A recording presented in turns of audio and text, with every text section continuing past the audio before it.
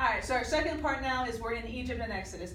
Because of Joseph coming to Egypt, his brother sending him there, now the Israelites have stayed in Egypt for 400 years, and for 400 years they've been in slavery at this point, right? And so this is when Moses comes on the scene. The Egyptians realized that there was too many Israelites, and so they planned on, let's get rid of all the baby boy Israelites.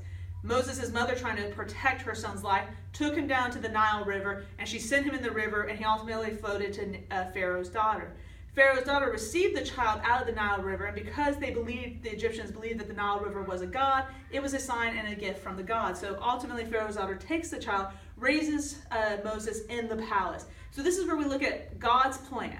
God's plan, Moses was placed in a power, in a situation where he could have ultimately come and been able to free the Israelites from the Egyptians. But then we see where man messes up, and sin enters, and ultimately in that process, what's going to happen is what we say plan B, right? This is where God's plan was A, and then ultimately we go to man's plan B. And so in this process, Moses ends up killing an Egyptian, has to flee, and then when he comes back, he no longer has power, right? And in this sense, now we see the 10 plagues, right? So this is the let my people go, and we see the 10 plagues that happen.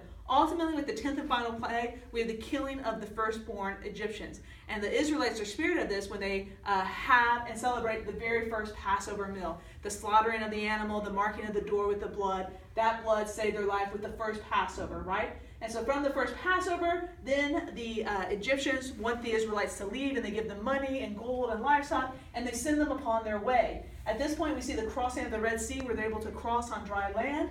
And then they're in the wilderness, and God sends manna from heaven, and he provides for their very physical needs, that they have the food to show that God will provide.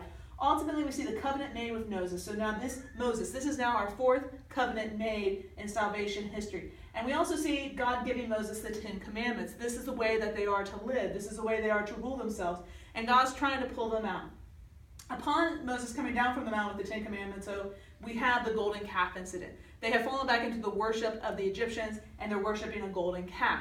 So at the golden calf incident, Moses, gets very angry. He breaks the 10 commandments, and ultimately those that were worshiping are put to death by the Levites. The tribe of Levites ultimately show that they are faithful to God, and because of this, they now become the only priest. The Levitical priesthood is started at this point in time. Before this, the firstborn male son of all the tribes and all the families was the priest for that family, but now the priesthood is resorted to the Levitical priesthood.